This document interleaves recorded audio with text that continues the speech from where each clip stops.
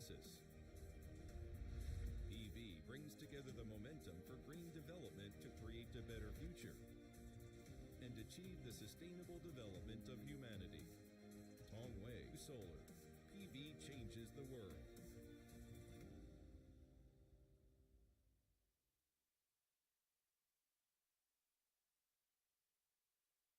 Ciao, bene, vi saluto, la mano, Aurito. The microphone open. Be careful what you say. I'm just saying. No, just when they told me to recommend the speaker to keep the microphone. Yeah, this is what happened. I will say that. Hello, everyone. So please, if you can enter into the room quickly, we are going to start. I know it's very beautiful, the place. I know that you have a lot of friends, but please come and sit down. So,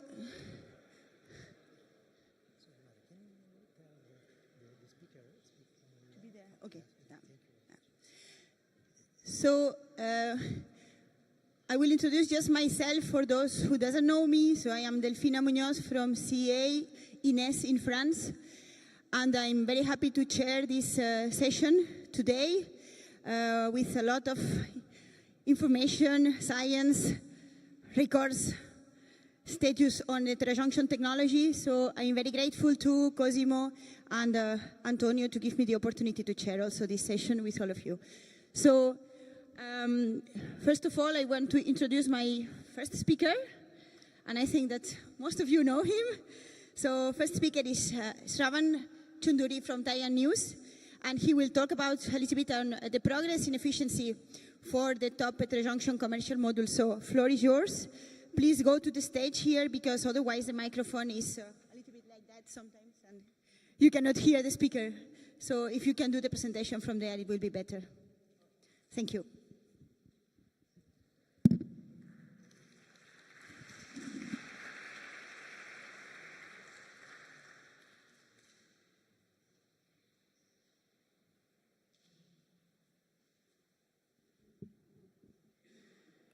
Okay, good morning, everyone. And thank you very much for having me, for giving the presentation. I'm very grateful to the organizers of Silicon Heterojunction Workshop. I've been attending it from last 5 years or so. So, yeah, I'm Shravan Chunduri, Head of Technology at Taiwan News. So today I'm going to give you a brief overview on efficiency progress of top heterojunction commercial module. So a little bit of background information. This presentation is basically a summary or a perspective of heterojunction technology for our top modules analysis report that we publish. So I'll give you more details in the coming slide. So before I go into the topic of my presentation, I would like to give a brief introduction about our company. So to whom those who don't know Taiwan News, so we are a solar technology news platform, and the distinctiveness of Taiwan News is that all the information available on Taiwan News is for free. So we are an open source platform, and we do cell technology, module technology, reports and market surveys on various production equipment and process consumables. And we also have a consulting arm called Mishko, where we provide a custom-made consulting solutions. So just to give you some background, Taiwan News has been covering the heterojunction technology since 2019. So our first report on high-efficiency cell technologies published in 2019. It covered heterojunction quite deep. And in 2020, we came out with an exclusive report on heterojunction, and we continued for another 2 editions. So our last edition was in 2023, and we will again cover the topic next year in the beginning. So I would like to give you some introduction about our top modules. Taiwan News has started this top modules feature from the beginning of 2022. So the motivation behind making this top modules list is to inform the industry about top efficiency solar products available in the market. So the list basically lists only the commercially available modules. So that means we are not including any modules that are announced. So you might have seen that in several trade fairs, companies have introduced a lot of modules, but sometimes these modules don't see the life of the commercialization. So for that purpose, we only list the commercially available modules. But the first benchmark for our top modules is module efficiencies should be either 21.5% or above. And the cell technology is the main classification criteria for these. So that means if a module maker is offering two different cell technologies, we include both the technologies into our top modules list. But if under one technology, if a module maker is offering several products, we take the top efficiency product. And we take only one product from each manufacturer from one technology stream. But the key for our qualification criteria to enter into our top modules is to make sure that the module is commercially available. So how we determine a module is commercially available? First, there should be a data sheet on the website. Then we should also have some information from the manufacturer that someone can already purchase the module, and if the efficiencies are exceptionally high, we also do some background check, like where these modules have been installed, how much was the quantity. We try to understand whether this is really commercially available.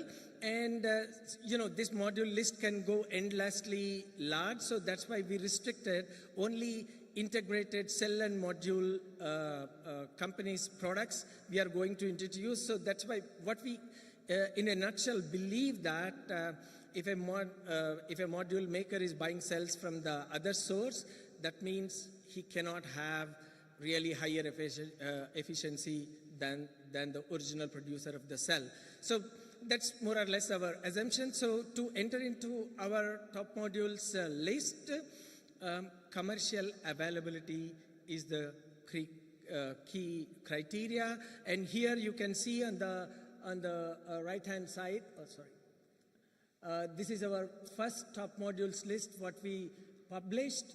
And then you will see it is how today. So it's really long and big. Right now there are 54 companies, 54 products that are listed. Just for the, since this is a heterojunction conference, I just highlighted the companies which are commercially offering modules in heterojunction area. So there are 9 products, as you can see here. So if you look at this list, it's nice, but we collected this data from 2022 beginning till now, so it's more than 32 editions of top module. So every month we collect this data, we put it on website, we have a brief video, and we have this list. So if you look at one table, you won't get anything, but if you collectively put all these tables together, you will get to see a lot of trends. So that's what we try to do. Then what we came up with a half-yearly analysis of top modules. So how top efficiencies have grown and how each technology has grown. I think this is what I'm going to give you more into. I will go into the details in the coming slide. So just in a summary, what our observation with this top modules is that the number of products have been increasing quite high, from 15 to actually 57 till summer, but after that it started declining. The main reason for that is a lot of companies, some of the leading Chinese companies are coming out of the park. So that's why those products are are not available anymore. So that's why the number of products are coming down. So as we all know, PERC is kind of reached its plateau, so companies are moving to high efficiency technologies like TOPCon and heterojunction and IBC also. So one of the key feature the analysis what we do is how are the top efficiencies are increasing in our top modules. As you can see here, you know, it started at 22.7 with Maxion, and then right now ICO is offering 24.2% efficiency IBC module, and this for first rank in our top module list has increased by 1.5% absolute in since the beginning of our top modules in 2022. And this is our second rank. So here you can see the difference is 1.57% absolute, and you could also see that, okay, there are some gaps here. And why are these gaps? Because in these cases, there is already two products that are at the number 1, so that's why we could not give any number 2 rank. This is how our ranking system works. And this is the top 3 commercial module efficiency, and it has realized a growth of 0.9% absolute. And this is, again, as I explained in the previous slide, that the gaps here are because either top 1 or top 2, there are 2 products. So if you look all of them collectively, this is how it looks like. So if you go to our report, which is free to download, and you will find all this analysis. Unfortunately, I cannot cover everything in this presentation. So what is really interesting is, for a brief period though, heterojunction was also among the top 3 from, I think, from September 2023 to around April 2024. It was also one of the top 3 ranked heterojunction, and it is coming from Huasan with a 23.02% efficiency. So then what we also try to do is we try to evaluate how each technology progressed. Since it's a heterojunction event, I just put the heterojunction progress in the top efficiency for a heterojunction product in our top module. So it's really interesting that 0.98% is the absolute increase in the commercially available module efficiency. And as you can see here, initially it was REC, then Huasan came out, it was having the same efficiency as REC. Then Canadian Solar introduced a module with 22.5% efficiency. After that, Huasan taken over with 22.53, and from there, Huasan has been the leader of efficiency in our top modules list, and right now it is at 23.18. So just to give how other top efficiencies in different technology streams are progressing. So this slide is nothing new from the top 1 slide, because IBC have always been at the top, so it's same 1.5% efficiency gain. But interestingly, if you look at the TOPCon, they really started at very high level here at 22.53, and right now the topmost efficiency is only 22.8%, and it's only a 0.27% rise in more than 2 years' time. And as you can see here, as I said, so for the PERC, I would say it's more or less remain a flat zone. So the companies have stopped more or less any great technological development in the PERC area. So if you look at all these high efficiency cell cell streams, this is how the graph looks. It's basically the summary of what I showed. Then what we also tried to do is how much was the product share of heterojunction modules in our top modules. So as you can see in the beginning, it was around 20%, and then it kind of went into 17% in total. So what it tells that the number of products or the manufacturers that are entering into the commercial high-efficiency heterojunction module supply are comparatively or relatively very less to TOPCon. So that's why the share kind of reduced. But of course, that is not only a bad signal, but if you look at the actual product count, it's kind of increasing. So recently we added Grand Synergy, so that's why the number increased to 9 in the recent time. So, as you can see, the share of heterojunction is between 20 to 17% between this time. And how was the efficiency window for heterojunction modules within the TOPCon, so within the top modules listing?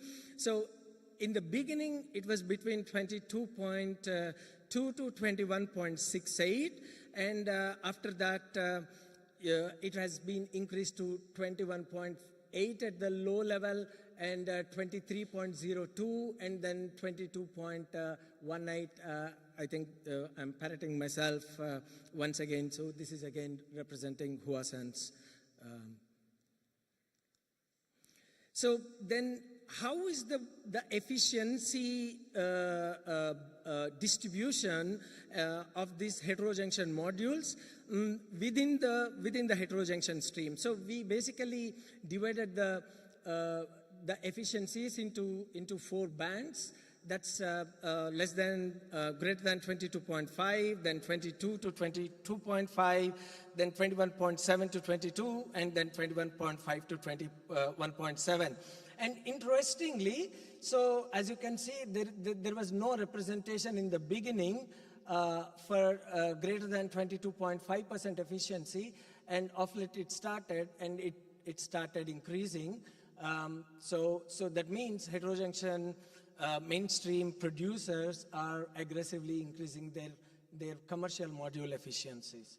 So just to give you, this is another representation on the percentage representation, actually the same slide. So here, what it really represents is within these efficiency bands, these 4 efficiency bands, how much was the percentage of efficiency for heterojunction products? So if you can see, there is 100%, so that means there is only one product that is offered with 21.7 to 22%, and this is mainly Meyer Burger, and you can see that there is a shift between in the other efficiency bands, and practically there is no representation for the lower band, 21.5 to 21.7% after August. So this is again a pie chart indicating how are the shares for different efficiency bands in the beginning and end.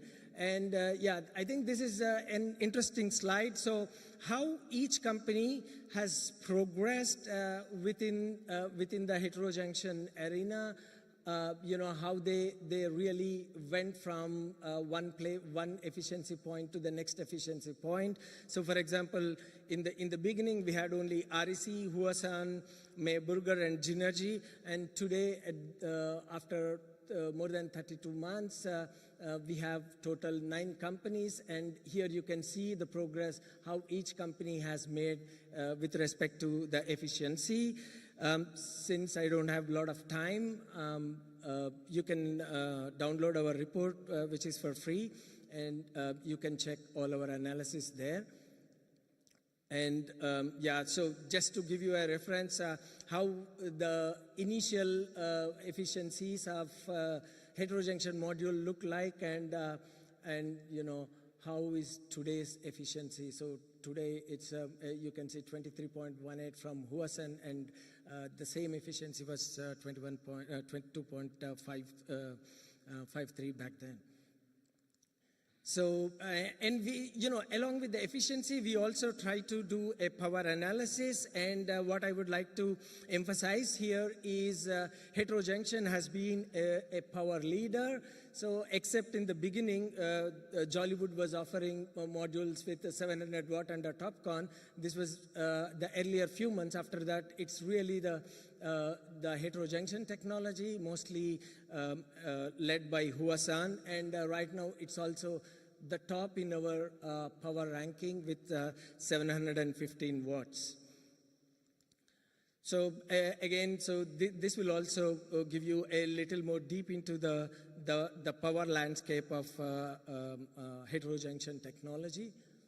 So this brings to my conclusion, it basically what I just talked. As I explained, Tang News has been analyzing the commercially available modules, and companies are increasingly commercializing high efficiency products. So what's really interesting from heterojunction, so it was really at one point, despite IBC is considered to be the efficiency leader, heterojunction had also made its mark among the top modules, though for a very brief period. And the absolute efficiency for TOPCon really increased by 1% absolute, and it is second to back contact.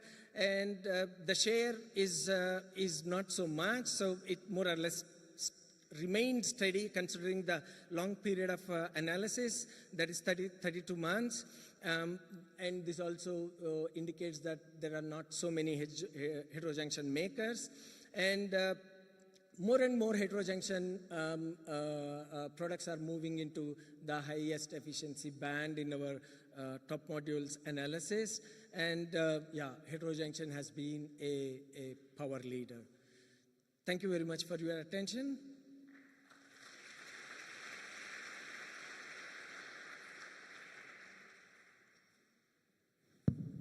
So thank you to Shravan for this overview. I think we have -4 minutes for questions, so please ask him questions in the coffee breaks and the lunchtime. And we have to move to the next speaker, otherwise it will be too late. And so the next speaker, I have to put my glasses. After 20 years of heterojunction, you need glasses. So the next speaker is Dr. Giulia Tregnano from Nature Energy. So he's the senior editor of the journal, and she will give us an overview on this amazing journal. So floor is yours. Thank you, Delfina, for the introduction. So, yeah, my name is Giulia Tregnano, and I'm a senior editor at Nature Energy, which is a peer-reviewed scientific journal. So the publisher of Nature Energy is Springer Nature. There are like many journals within these publishers, and all the journals that have like the nature in the title, the word nature in the title, are clustered in what we call the Nature portfolio. And the flagship journal is Nature, which was launched in 1969. And since then, it has celebrated many important scientific advances. Possibly the most timely one has been the DeepMind papers, whose authors were awarded with the Nobel Prize in Chemistry in October. Within this Nature portfolio, we have like different journals. So I already mentioned Nature. All these other journals differ in terms of selectivity. So after Nature, which is the highly selective one, we have what we call the Nature research journals, which are thematic and specific on a topic. And Nature Energy is one of them. We do cover both physical science, life science, and social sciences. So we have journals like Nature Physics, Nature Climate Change, Nature Medicine, and so on. After that, we have another journal which is fully open access, and it's called Nature Communications. Another difference between all these journals in the portfolio is that Nature and Nature Communications are multidisciplinary, so quite broad in scope, whereas the Nature Research journals are specific on a topic. All these journals have teams of in-house professionals, so they have full-time in-house manuscript editors like myself. We have editorial assistants that help authors with any queries they have about their submission to our manuscript tracking systems. We have copy editors and art editors that check both text and figures to make them ready for publications. Production editors supervise all the process from the acceptance of the paper, which is done by the manuscript editor, till their publication online. For Nature, we also have a magazine part. So we have dedicated magazine editors for that, and they have like a journalistic background rather than a scientific one. At Nature Energy, we consider all aspects of energy, so we go from generation, storage, distribution, management, and the impacts of technologies and policies on societies. In terms of topic, just to mention a few, we cover for the physical science side, things like photovoltaics, wind energy, energy storage, electro and photocatalysis, fuel production, carbon capture and storage. On the social science side, we cover things like energy economics and finance, energy policy, energy behavior, energy security, and so on. We are like a team of 4 people. Each of us has like a specific areas they look at and they handle manuscript on. Alex is our chief editor, and he's like specialized on electrochemical storage, so batteries, supercapacitors, and so on. James is more on catalysis, fuel production, carbon capture and storage. I look at manuscripts in the area of photovoltaics, wind energy, heating and cooling technologies, energy harvesting, to mention a few. And Silvana is our social science editor, so she looks at things like economics, policy, and behavior. Alex, James, and I are based in our London office, and Silvana is in our Berlin office. What we do as editor, the primary task is to select primary research manuscripts for publications, but we also do edit and plan and commission content like reviews, perspectives, comments, and so on. We do a bit of writing, like especially editorials, research highlights on published papers in other journals, and so on. And we also develop standards, policy, and criteria. And it's quite fundamental for our job to stay in touch with the community, to know all the trends, to meet people, and we do that by attending conferences and doing lab visits. In the next slide, I will show you some examples of content and initiatives that we have done at the journal. In terms of content, we have broadly 2 big categories we divide our content in. What we call the primary research articles, that are articles intended for disseminating research results. So we have like the classical research paper that is for the usual research results. We have analysis, which is more for analysis of big existing data sets. And we have resources, which is a newly launched format, and it's more about creating large data sets of broad utility.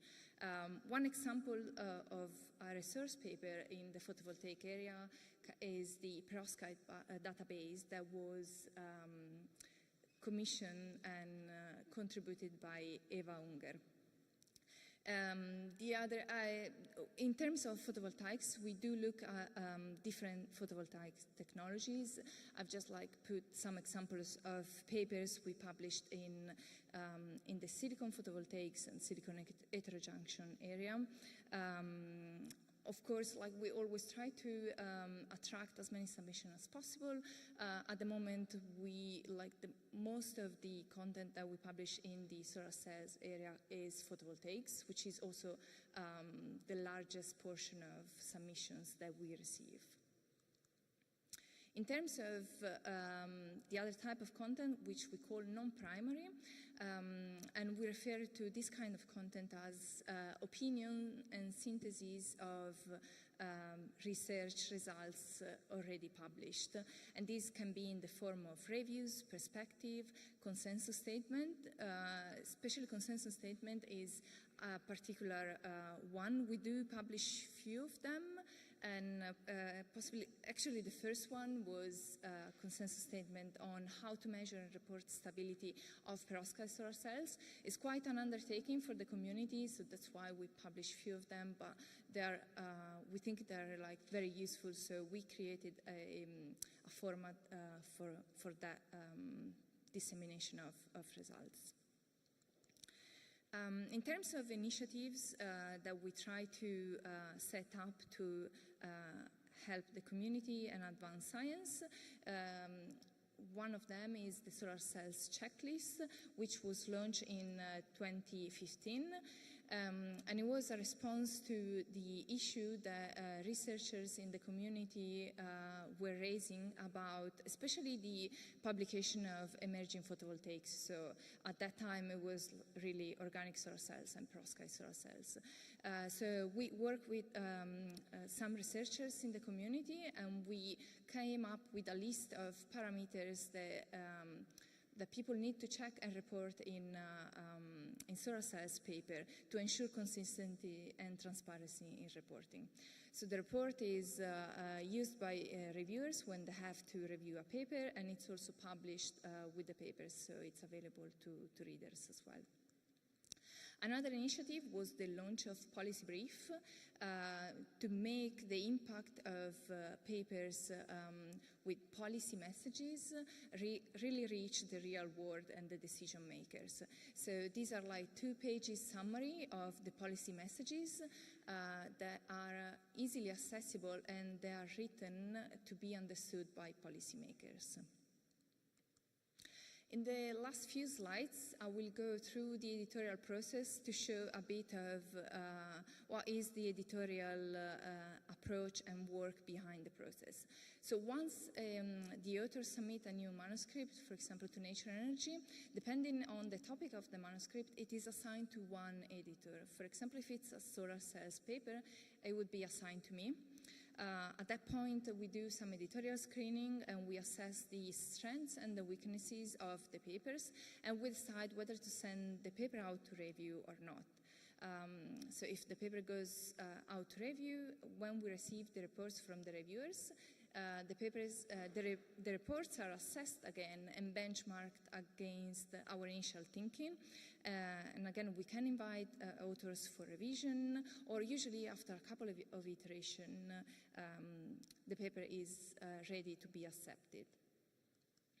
So at the initial stage, like the initial editorial screening that we do, we look for the scientific and societal significance of the results.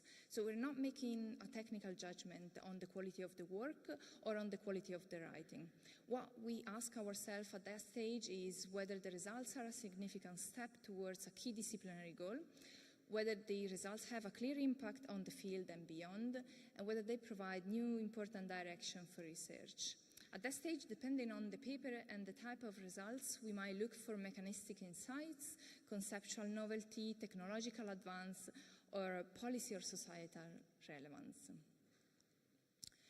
If we send a paper out to review, we have to select some experts to assess the manuscript, and we usually look for technical expertise, the breadth of knowledge. We check to make sure there are no conflict of interest with the authors. We look for constructive feedback, and we try to have like diversity and plurality of voices in the reports, so in terms of gender, career stage, geography, and so on. And to choose the best experts, we rely on our knowledge. So again, it's important for us to stay in touch with the community, and also on the author's suggestions. Once we receive the reports, let's say, in the reports, we expect to have both a technical assessment of the paper and a subjective one. On the technical assessment, we want to understand whether the quality of the data is sufficient enough, whether there is enough experimental support for conclusions, if the experimental approach and analysis meet the field standards, and if there is enough experimental details in the paper to make sure that readers and researchers can reproduce the results. On the more subjective front, we look to understand from these experts whether where they think the extent of conceptual advance lies, if the results is of likely interest to the field, and the likely impact on future research. So once we receive the reports, what we do is we look at arguments rather than whether one was positive and one was negative. So we don't count votes, but we consider arguments. Because oftentimes reviewers have like different views on the likely impact and the strengths of the experimental evidence supporting the data. So we need to kind of like make the synthesis of these reports, and we can overrule reviewers, both positive and negative, on more subjective points, and we have to use our judgment on understanding whether the requests of the reviewers are feasible to be addressed by the authors. In case of any doubt or like if there are like particularly strong and opposite opinions, what we do, we usually consult with reviewers to try to understand their thinking better, and we can cross-check criticism if needed. But eventually it's editors and not reviewers that decide what is published at a journal. So I think with this, I finish my presentation, and if you want to reach out to me about the journal, I will be around today and tomorrow. Thank you. Thank you, Julia, for your presentation and for keeping the time. So we have time for one short question, if someone wants to address it. Yeah.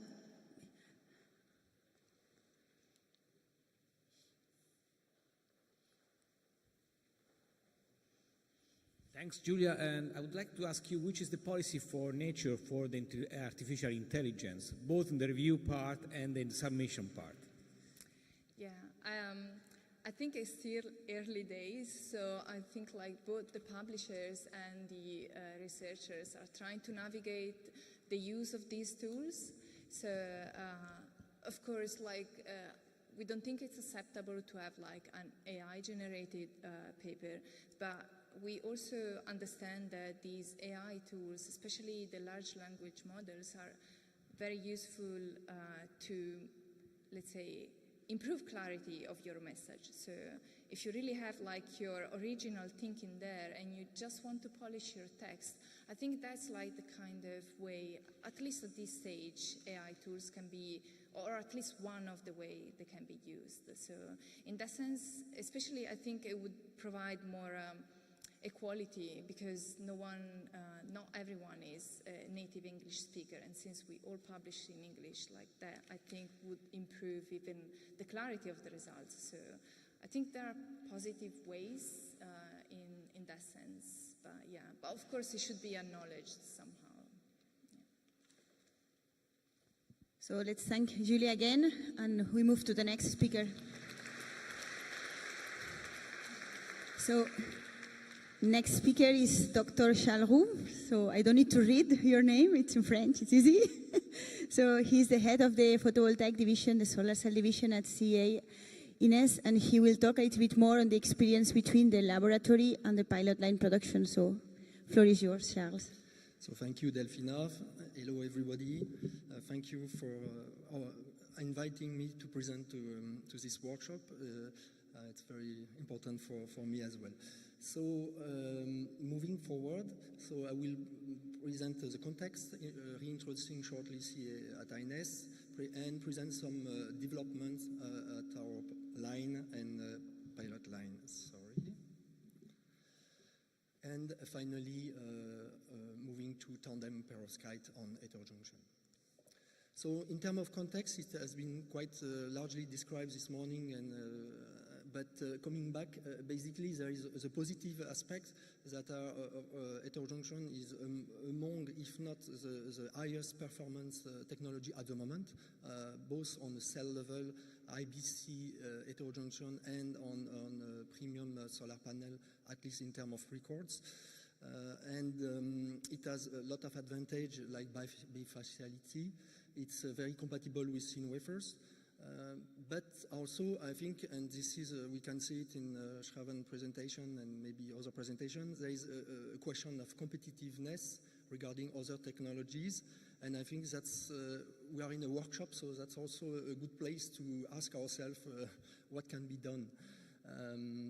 And basically, of course, it's very simple manufacturing, but we still have high capex for PECVD, PVD, and it's relying on high quality wafer. And the OPEX, as we have seen previously, is mainly driven also by silver consumption, printing speed that is a bit lower than TOPCon, and indium usage.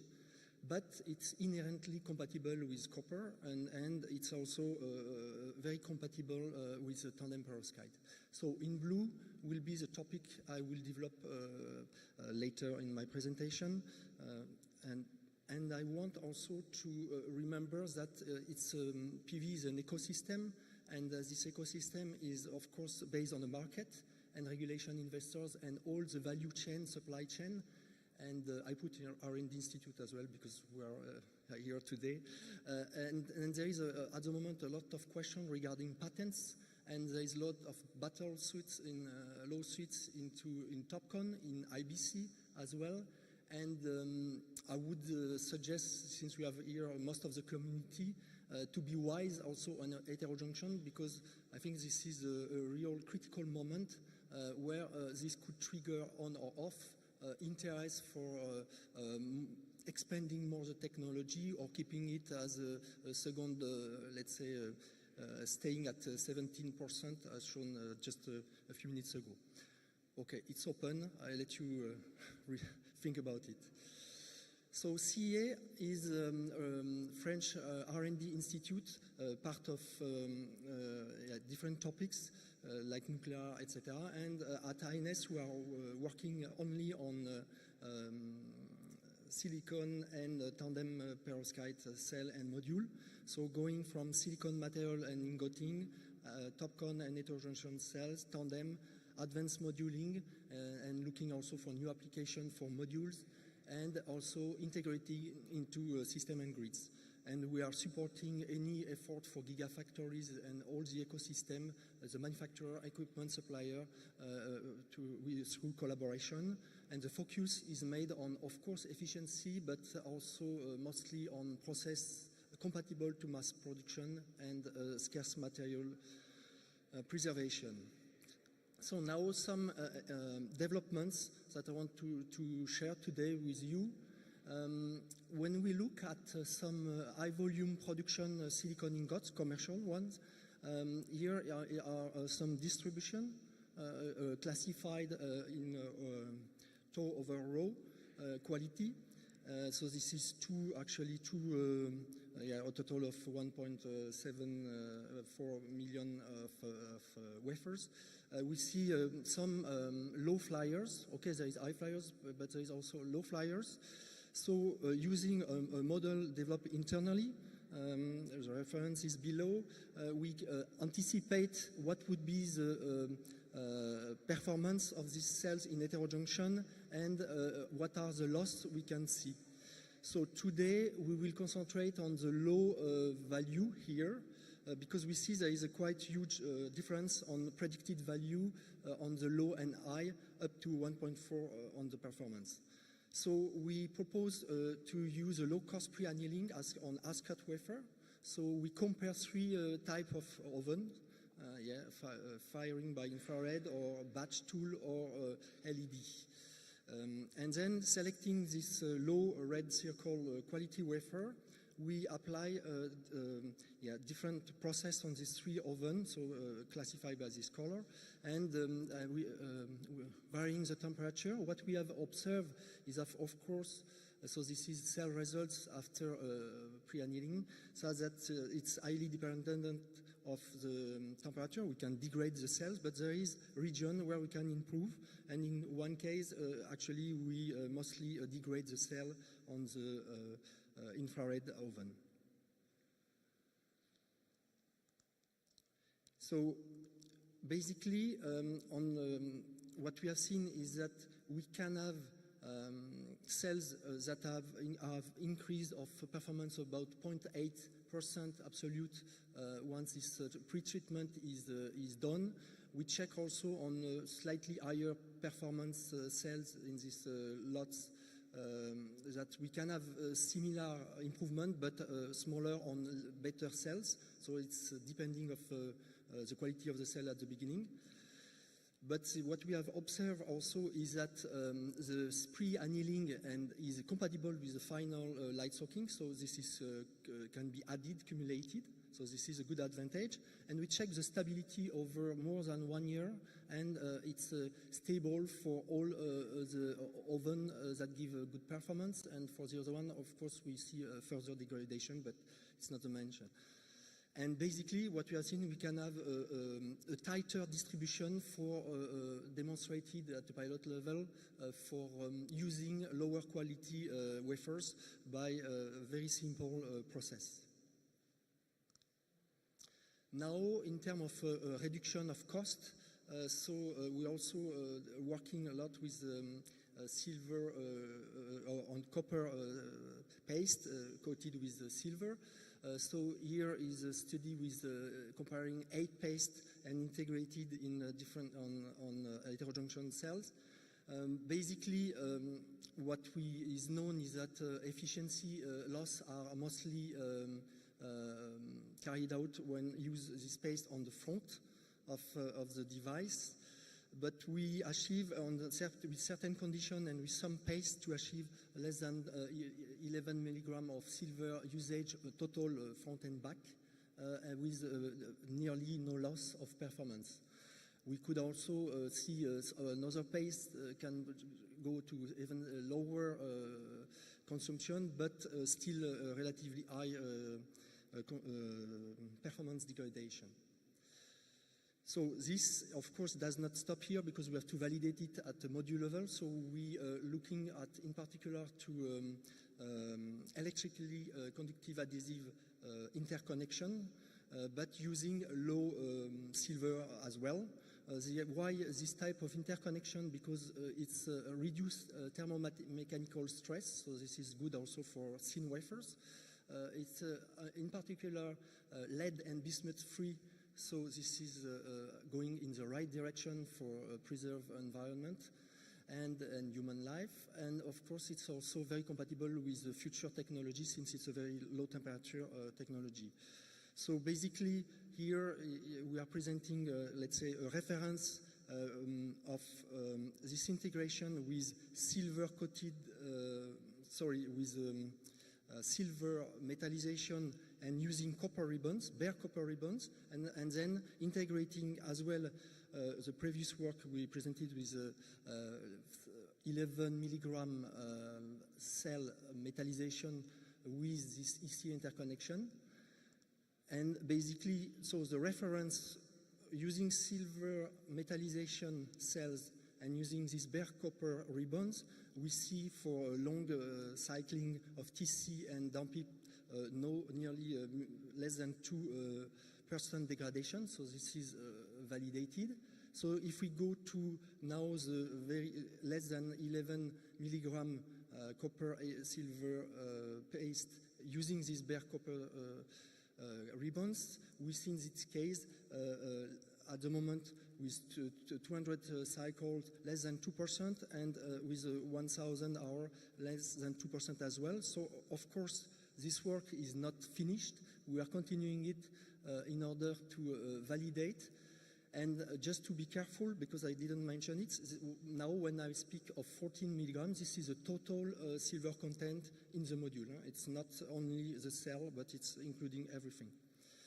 So we already validate this less than 2% degradation, and we are continuing, and also we are still further decreasing this consumption.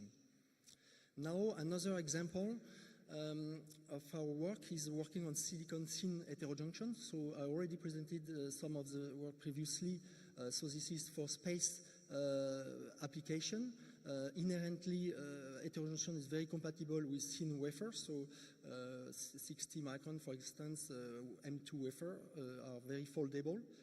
P-type, but what is not presented usually is this. So what matters for space is a resistance to irradiation, and basically we can have a relatively good performance, but through this collaboration fundings with the CNES program, Space Agency program, we are working to basically identify, and we already identify healing solutions to basically to recover performances using the sun as in the space as a recovery agent to regain periodically performance of the cell.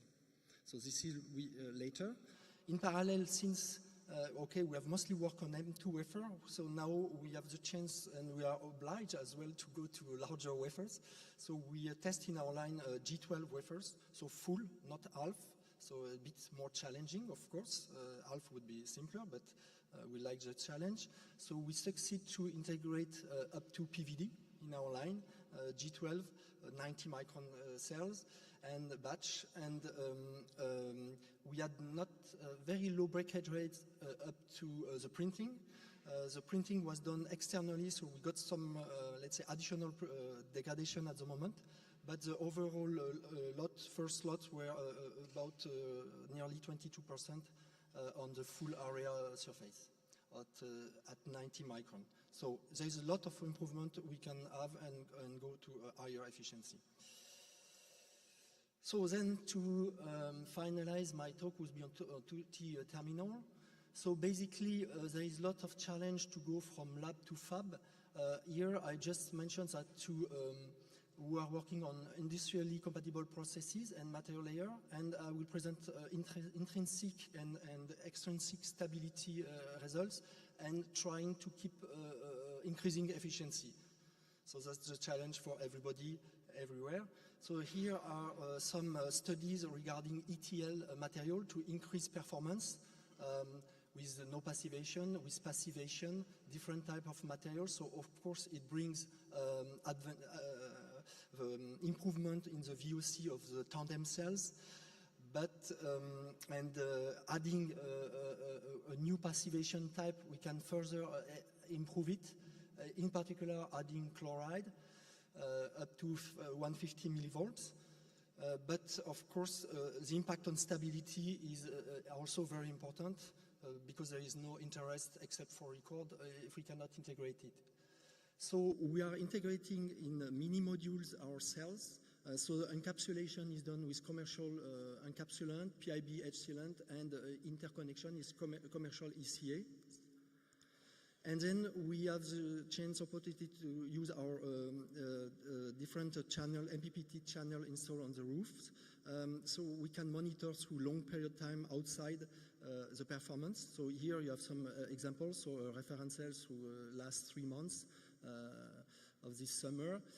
Example when we change HTL, so in that case the performance was maintained. Another case where we put one of the change ETL from previous slide, one of the less good one, so we can see a rapid decay. So this monitoring is ongoing and we can catch a lot of data.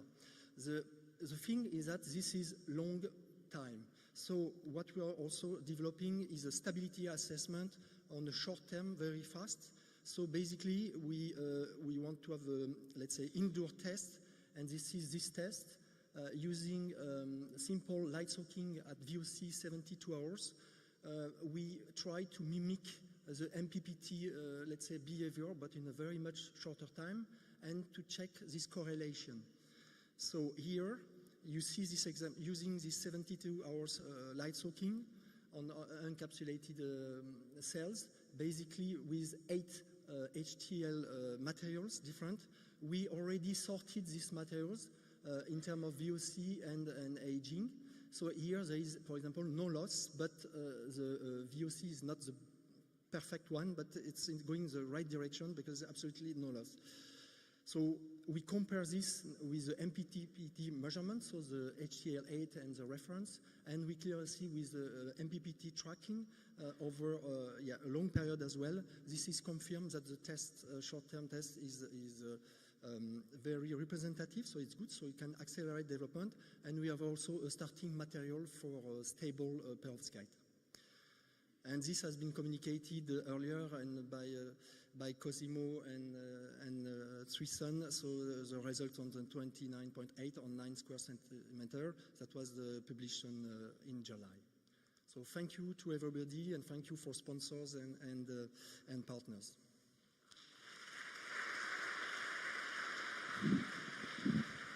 Thanks, Charles, for the talk.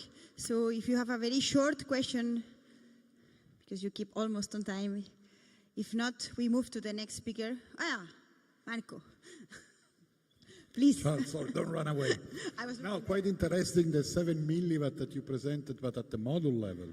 Can you say something more? So, but that was 7 milligrams, sorry, per watt of the full module, cell and module included. So that means, so if I have a module of, I'm saying 100 watt, it's 7 milligram for the 100 watt of the module. That's the consumption of silver. The 7 milligram were for only cell metallization. Then we have to add ECA silver content, but we demonstrated up to, let's say, 3 milligram additional. So we can expect something like 10 milligram for this one. Thanks. So thanks for the question. Thanks, Charles, for the nice talk. So we move to the next speaker, which is Dr. Fang. He's the Dean of the Second Research Institute in Longhi, and he will talk a little bit about back contact silicon heterojunction solar cells. So floor is yours. Thank you, Chairman. I'm so glad to have this opportunity to give a presentation related to our latest work at University of Catania. I like this beautiful campus. The topic of my presentation is high-efficient bicontact silicon heterojunction solar cell technology. My name is Liang Fang. I'm from Longhi Central R&D Institute. The whole introduction consists of 4 parts. Firstly, I will briefly introduce the Longhi company. Later, I will take 2 or 3 minutes introduction about the work in the silicon heterojunction technology.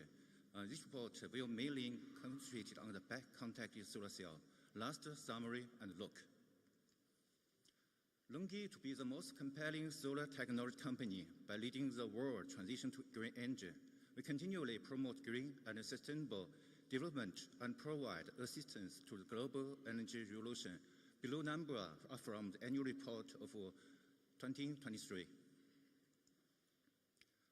We concentrated on the science and technology innovation, mainly focused on the silicon wafer, cell and module, distributed PV solution, ground-mounted PV solution, hydrogen equipment solution.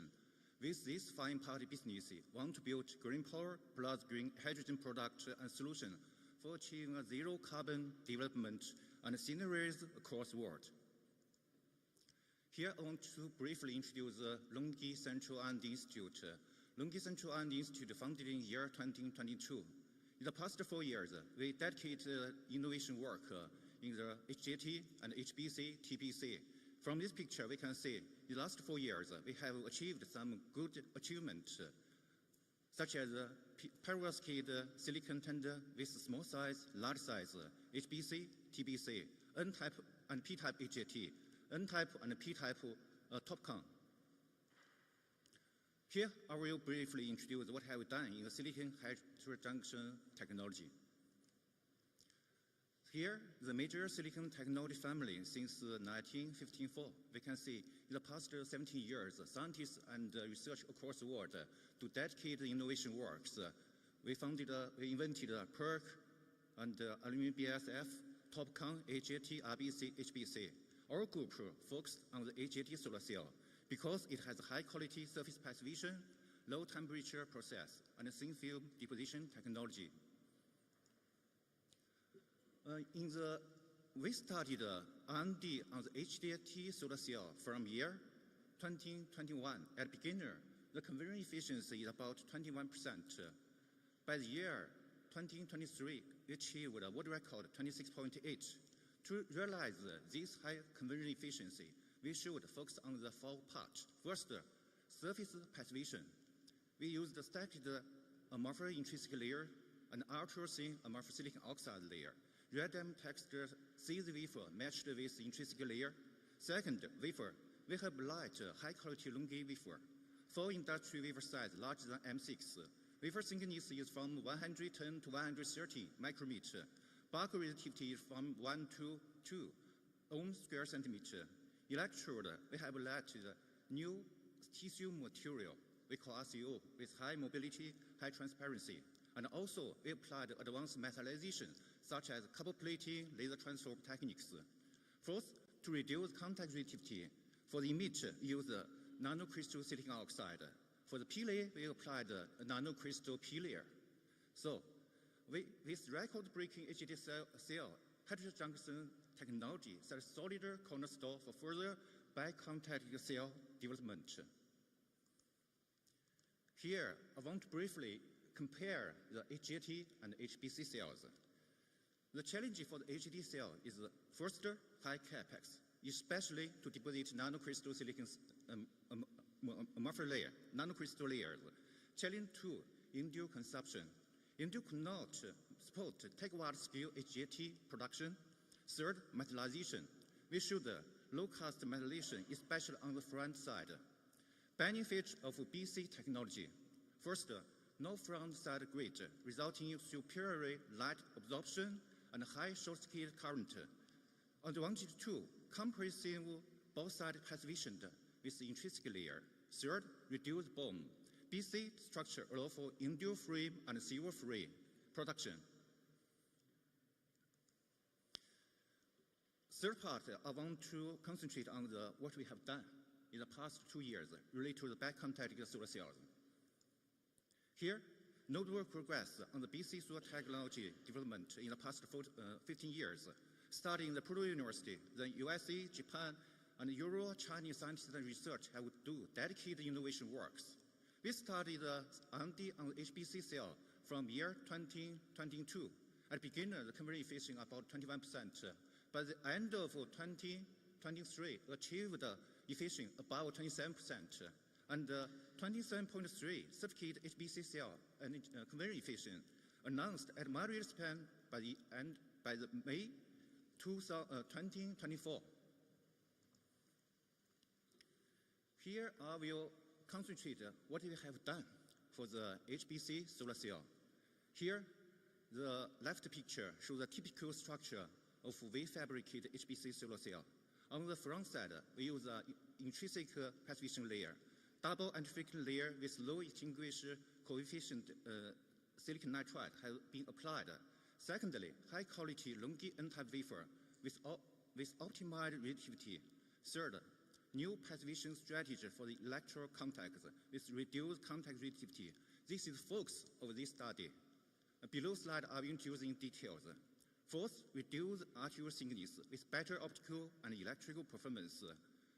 The last thickness is about 7 nanometers in our study.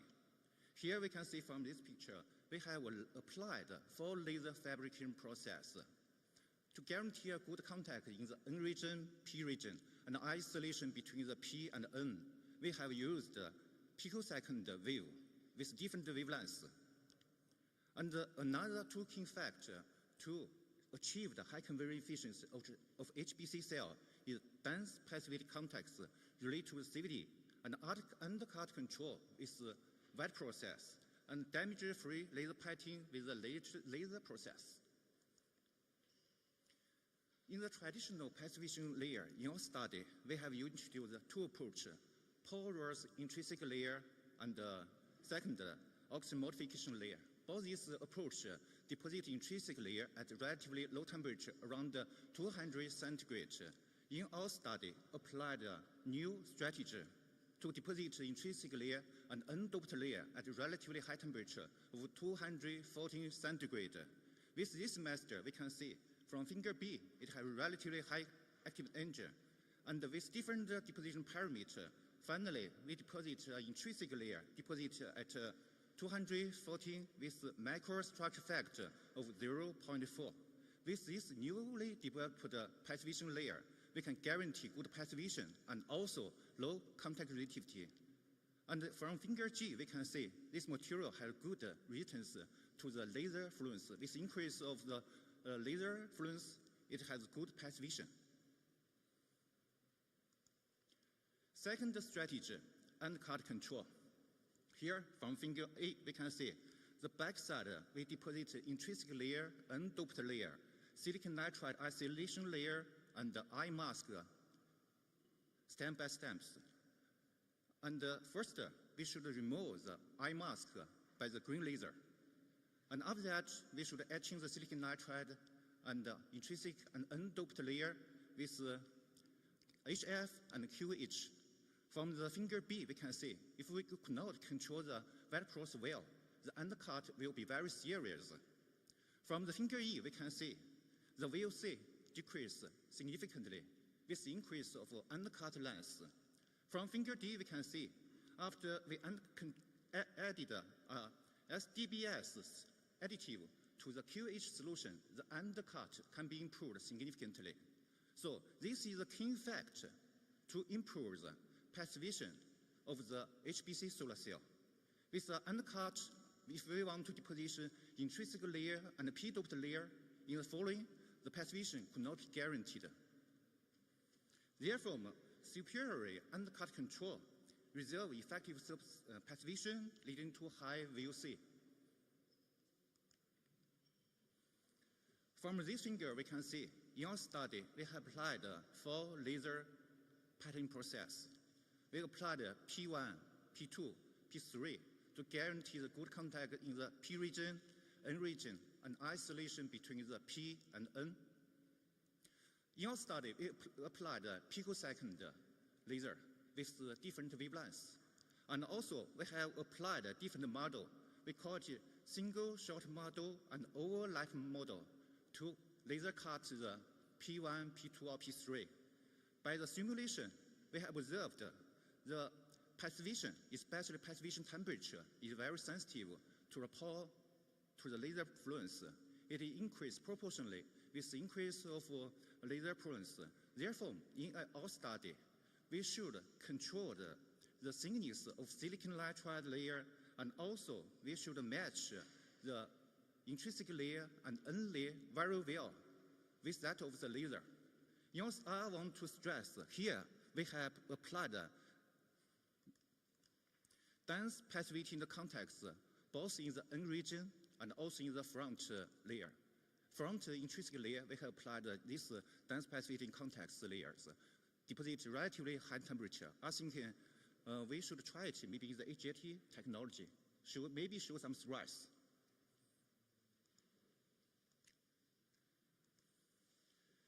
So industrialization of BC, LONGi announced a new world record in the TBC with 27%, with module efficiency of 25.4% in the desired area.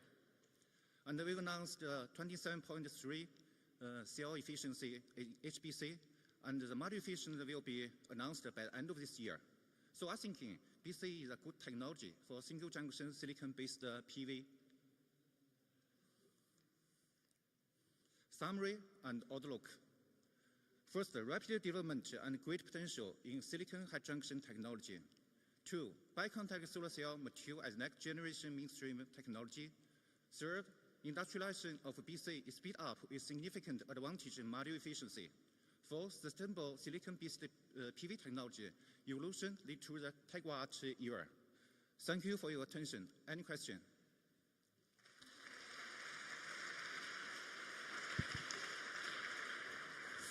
Thank you for your talk, Dr. Fang. So we have time for short questions. Solutions. Thanks for the nice talk. So now, since all the layers The Yes. emitter is also on the back side. So can you comment on the UV degradation now? Because that's a critical aspect when we talk about the heterojunction solar cells, right? Yes. So I think now since it is on the back side and the UV is mainly absorbed on the top, Yes. I think the degradation would be much less, yeah, compared to the I conventional. will give a presentation at next month at the Netherlands at the Professor Olinder's workshop. I will give some detailed information about this kind of reliability details. Okay, so Yeah. I think just to say on a very broad level, it'll be much less, right? It'll be Yeah, much to less. improve the UV degradation, you should apply additional N layer. I think that's very important.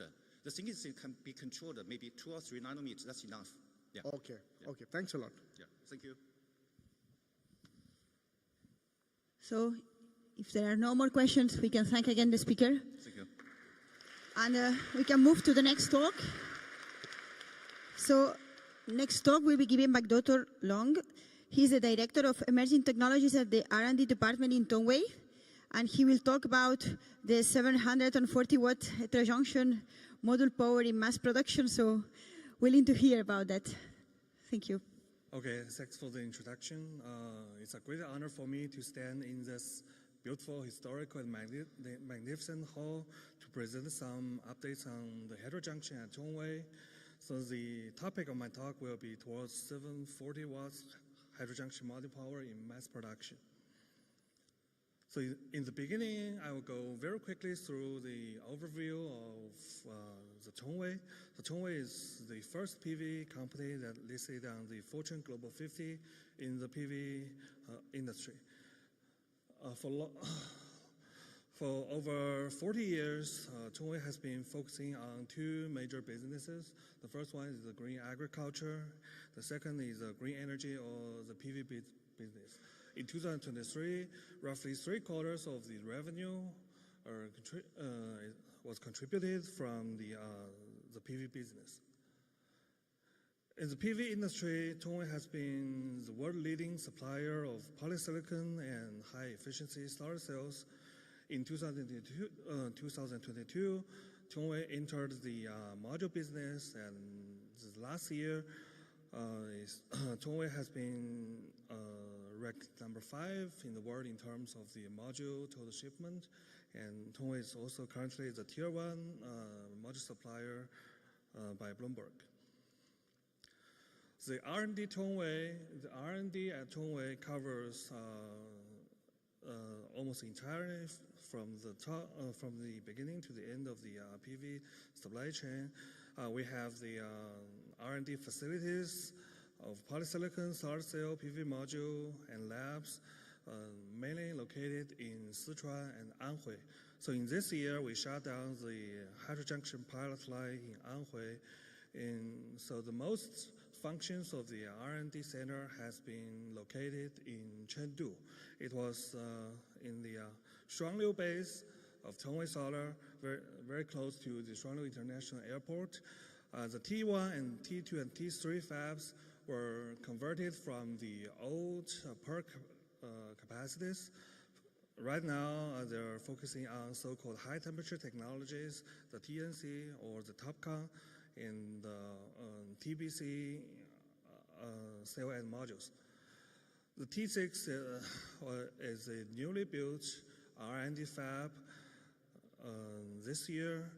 So the T6 is focusing on so-called low-temperature technologies, the heterojunction, the copper plating, and also the perovskite heterojunction 10 technology. In addition to these 2 cell fabs, we have the T4 for the module. On R&D, we have the 300 megawatts automated module line in the same campus, and also we have newly built a 7,000 meters squared reliability test lab, which is T5. So in this campus, we have the development for the cells and modules, and also studies of the reliabilities. The R&D project at Tongwei covers all major solar cell modules and cells and module technologies. For PERC, we have already built more than 60 gigawatts of the capacity, and from this year, we have all converted the old power capacities into TOPCon capacities.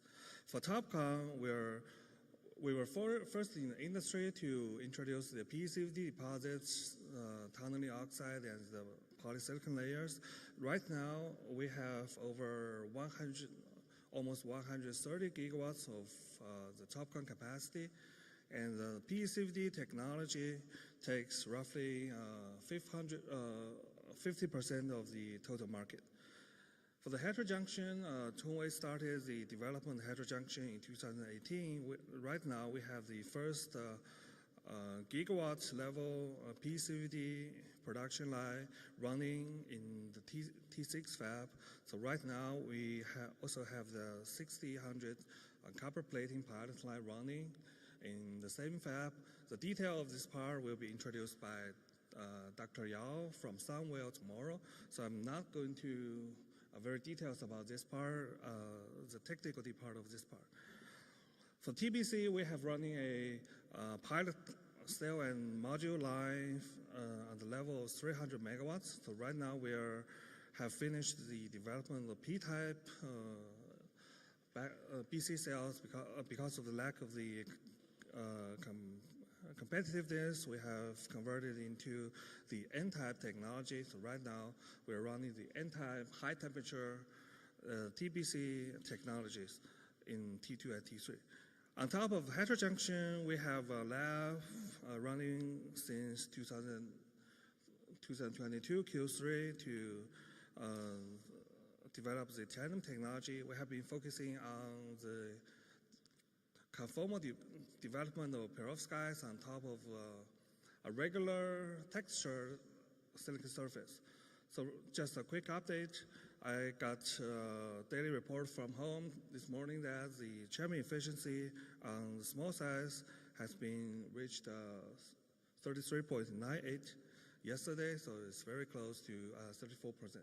And also in the end of this year, we're going to build a 5 megawatt pilot line of the pilot and tandem line together with our heterojunction and copper plating pilot lines in the same fab. So we're gonna do the tandem pilot production on the G12 half-cut size. So this page has been demonstrated a lot of times. Tongwei was one of the early pioneers in the development of the heterojunction technology. So just this year, for many years, people were talking about Tongwei's heterojunction is in the last mile to the mass production. So right now, we have reached the gigawatt pilot phase. The champion module power has been reached 776.2 watts, and we think we're not quite there, but very close to facing the tens of gigawatts of production in the future. So just quick updates in the module power. In the end of October, we reported a record module power of 776.2 watts on the regular G1226 module. So the module efficiency is 24.99 on a total area of 3.106 meters squared. So THC is, the so-called THC is the Tongwei's heterojunction technology. We summarized our technical specs into 3 innovations. The first, the bifacial nanocrystalline silicon oxide, nanocrystalline silicon passivating layers. The second one is a copper interconnection. Since in the last year, the PV industry consumed roughly 1/3 of the silver in the industry. So we think the copper is the only sustainable way to push the PV industry to a greater level. The third one is our own zero BB module technology, which is specifically designed for the copper interconnection. So I'm not going to introduce the details about the technical side, because in the morning, Dr. Wang has introduced a lot of the technical innovations at this moment. So starting from June, the efficiency from our gigawatts pilot line, the efficiency has increased by 0.6%, mainly from the cleaning, PVD process, and the scrimping conditions. The average module power reached 741.8 in production, in the pilot production. The screen and also the screen printed G12 0BB module passed all the IEC reliability test sequence. So in the past, the dark stability has been a big trouble or a big issue for the heterojunction technology.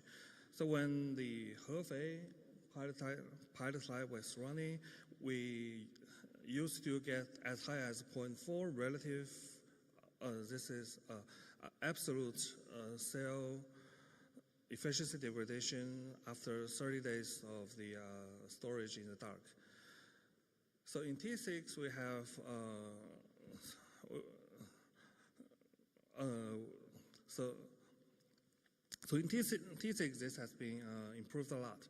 So from the diagram on the top, you can see that the maximum degradation after 30 days of storage in the dark is only 0.054, well below the target, which is 0.1 after 30 days. So this is, these are from the cells stored in the ambient temperature and the regular humidity in our fab. So recently, UV stability has gained much attention in the industry.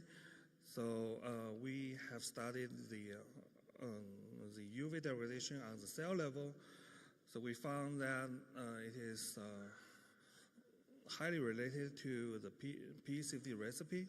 We have the best recipe, which gives to a 0.6 relative power degradation, efficiency degradation after 30 kilowatt hours of UV exposure. In this case, we studied the cells which are sandwiched in 2 glass sheets.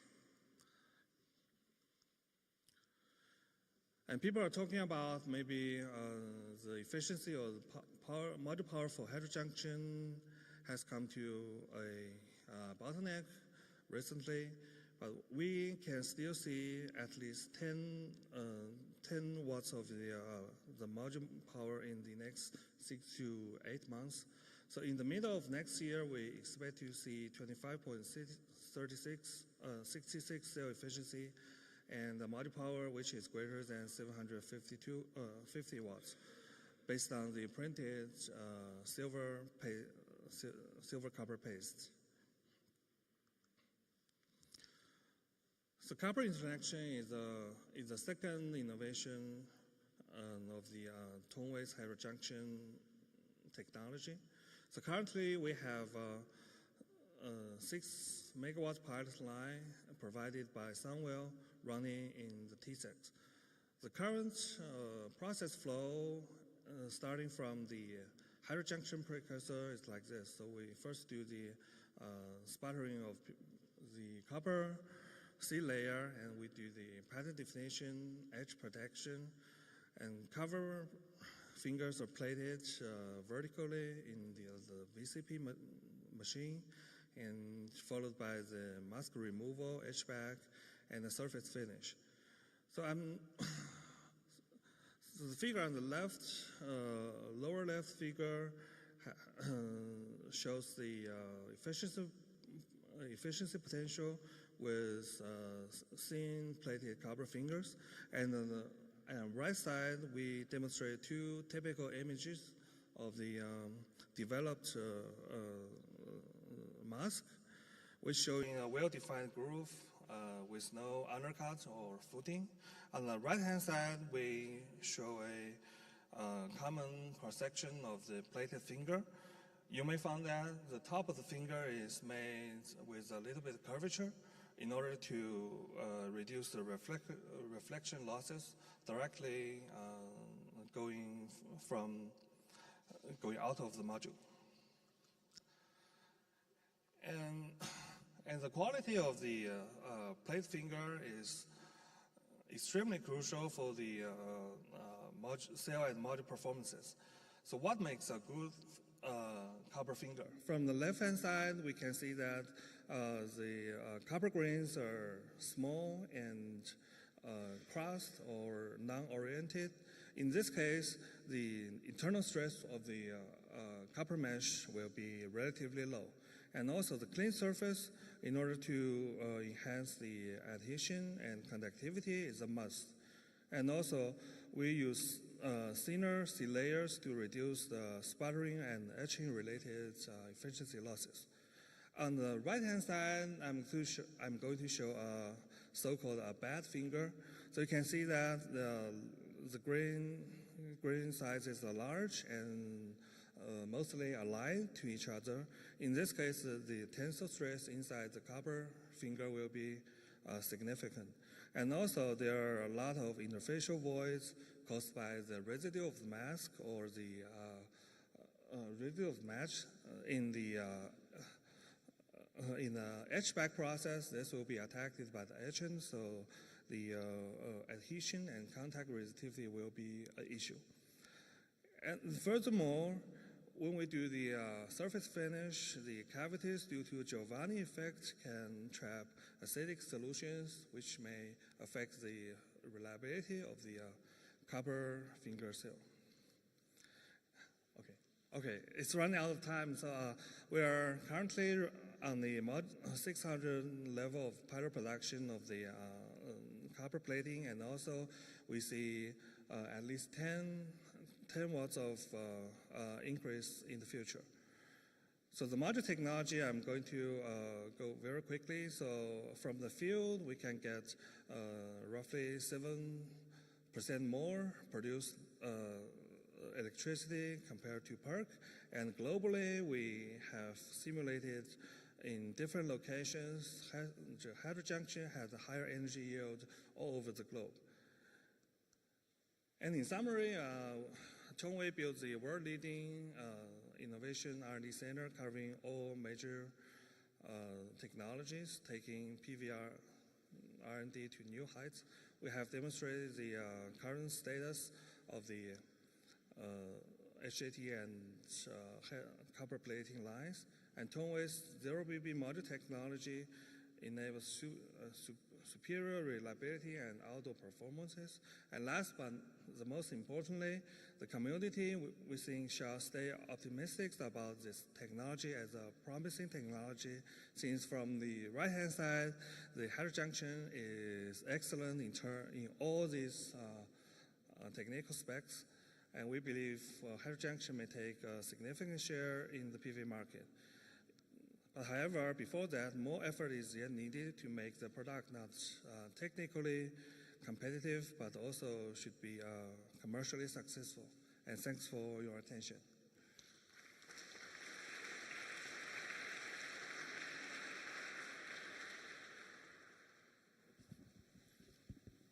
Thank you very much for your talk. So in view of time, questions will be in the coffee break or in the lunch or in the poster session. So we move to the last talk. So we move Professor Yi from SKK University will give us a status on Korea and how silicon heterojunction is there. So I'm happy to hear you this last overview talk. Thank you for your kind introduction. I'd like to have some current status and prospect of silicon heterojunction solar cells in Korea. Briefly, I may introduce some situation in SKKU situation and then some work effort in the industry side. So today we heard a lot about heterojunction related matters, but we do have some carrier selective contact solar cells, whole selective, electron selective case. And we worked on a lot of those, but efficiency was a little lower than heterojunction case. So today maybe focus on heterojunction solar cells. The heterojunction solar cell, then again, we do have front and back, two-terminal approaches, and back integrated. In these days, we are saying XVC. It could be some tunnel oxide passive eddy contact. So the other P-type would be the hetero junction, like GS Solar in China. So different companies do have different approaches, and today we'd like to take a look at this too. And then mostly I'd like to move on, brief introduction on this, and then I'd like to move on tandem-related junctions, silicon-silicon tandem junctions. I'd like my opportunity for the silicon-silicon tandem. I started to report starting from 5 years ago, silicon-silicon tandem report, but I cannot change the pendulum like perovskite silicon tandem solar cell. Everybody, almost over 95% of the researchers are working on. But I think personally, silicon-silicon tandem does have more stability and more higher efficiency possibility and different kinds of perk, tapcons and hits and different kinds of IBC cells front and back. So a variety of research work should be addressed on this silicon-silicon tandem. I'd like to touch up on this topic. None of the people would like to hear this silicon-silicon tandem, but there's strong possibility as well. For efficiency-wise, we have worked on with UNSW, Professor Ned and me worked on almost 4 years, and the project is about to finishing it up. So for that content, I'd like to discuss about this tandem-related matters. And then for heterojunction case, today we heard a lot about M10, M12, and G12 will be the dominating feature. Korea, no more M6 investigations. The line up to G12 line capacity is installed in Hyundai and Qcells. And passive eddying layer, we'd like to reduce J0 so that we could have increased voltage and fill factor. If we reduce voltage factors, fill factor could go up to 80%. So we are targeting that. And then cell emitter type. Today, I'd like to have cell emitter types, front emitter, back emitter, and then lifetime dependency and some edge isolation as well will be one of the key issues. And finger silver reduction, we heard a lot about those today. And expected, on right-hand side, we do have expected parameters and values are summarized there. So we could use those values as a reference value. And then cell thickness dependence, we are recommending around 100 nanometer. Nowadays, we do have starting from 140 microns, and then after SDR and texturing, we may have 120. They'd like to have small pyramid generations, but if you are not sure about the soil damage removal, surely 3, 4, sometimes you do have a little deeper than that. So texturing and soil damage should be combined together. If you would like to working it on a small pyramid, then you have to work on more on SDR case. And then resistivity-wise, for N-type case, there are a variety of resistivity variation, but recently we had a breakthrough on a sharp production in the targeted efficiency and then resistivity. So resistivity a little better than the lower case efficiency-wise. and that is desirable for the carrier lifetime, and then higher voltage gaining factors as well. So we should target it really hard on those resistivity a little improved. But mostly they would like to reduce like 0.8 and even 0.5 on that directions to get a little stable productions. But technology-wise, we should target it. And bulk lifetime, we should as well. Then there are two different kinds of cell structures, rear emitters and front emitter types. The front emitter will be the red bars. And then what we're finding it out is like 700 microseconds. If you do have higher than the lifetime 700 microsecond, back emitter, rear emitter will be even better approach. But if your lifetime, if your wafer is poor quality, like it is not reached on to 700 microseconds, you should go for the front emitter approach. So in our voltage aspect and then current aspect, efficiency-wise as well, that indicate. And then high performance could be even field factor very high than ever we observed. You should target it even 88 even, or a voltage even higher than that. And then one of the key technology in carrier lifetime, we'd like to have wafer quality is not always 100% sure. Sometimes oxygen concentration is higher, so we'd like to remove those oxygen. But there are various kinds of phosphorus diffusion, boron diffusion. Always I had sufferings around 950 to 1,000 degrees Celsius. And after this boron diffusion process, lifetime is mostly degraded. There is a gathering effect, mostly metal contaminant removal, but it is not quite recommended for what I learned is like if you go beyond temperature 900 degrees Celsius or closer to the 900 degrees Celsius or closer to the 1,000 degrees Celsius, even unknown defects are created by those high temperature treatments. So we should be very careful about when we go for the process temperature higher than 850 degrees Celsius. More intrinsic defect, wafer inside of the wafer could be generated. If it is a low temperature process, those defects are not observed.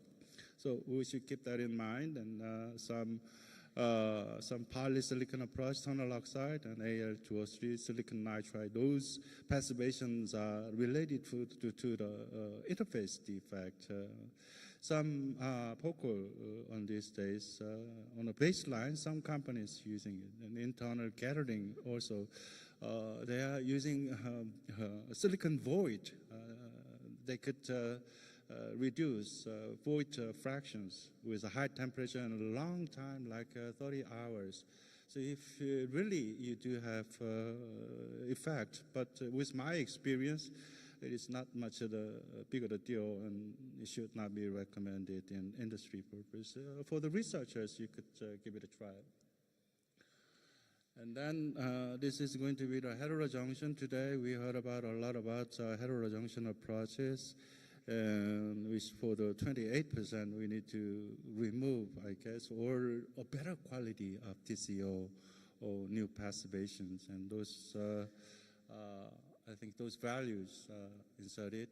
And to reduce eye layer, if eye layer is too thin, sometimes we could have N+ layer contacted to the silicon wafers, and then immediately reduce more defect side and reduce voltage case, and then thereby efficiency is reduced. So one way to reduce was plasma oxidation for us, but plasma oxidation looks like created a little bit of defect. And industry-wise, tunnel oxide, PCVD, oxygen plasma, 8 minutes are used in the production company. So we could reduce the time and maybe we play around a very, very thin layer of oxide, there are more possibility that we could improve voltage on front and back as well. Backside, I give some values. And then integrated, this one front, we do have voltage improvement, 707, almost very high. But back integrated case, because we could gain some current gain, we could have voltage 750. That will reach on to this value. If you calculate it, this value will reach on to 29%. But it will be really hard to get it. And then from now on, I'd like to talk about some tandem related. Perovskite and tandem, I have a cooperation and teamwork going on with SKKU partners. And we near around 28% was achieved. And around a week ago, we had every year we have SKKU does have solar forum specifically designed for the perovskite. But from now on, I'd like to have some silicon. It has to be bifacial. If it is not the bifacial, very difficult because band gap is same. If it is not bifacial, we cannot use it for the tandem case. Those bifacial case could be used in the vertical case, and then front light is coming it on, and backside light is coming it on. And then I located on the top of the rooftop of my university, and then some mirror also, cheap type of mirror placed, and then the best efficiency, some report under my name. You could finding it out a lot of papers because I started to report 4 or 5 years ago, starting from those areas. Not only for the heat solar cells, there are a variety of combinations, not only for the series resistance, but for the parallel connections as well. Heat and heat solar cells, heterojunction case, as well some top cones, back integrated contact, some internal insulator as well. So a lot of possibility and research work possibilities there with silicon tandem.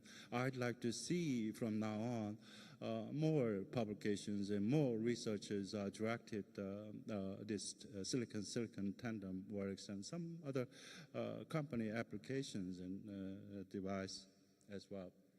And then we worked on some, pretty much we worked on some silicon bottom cells and 3.5 as well. This will be the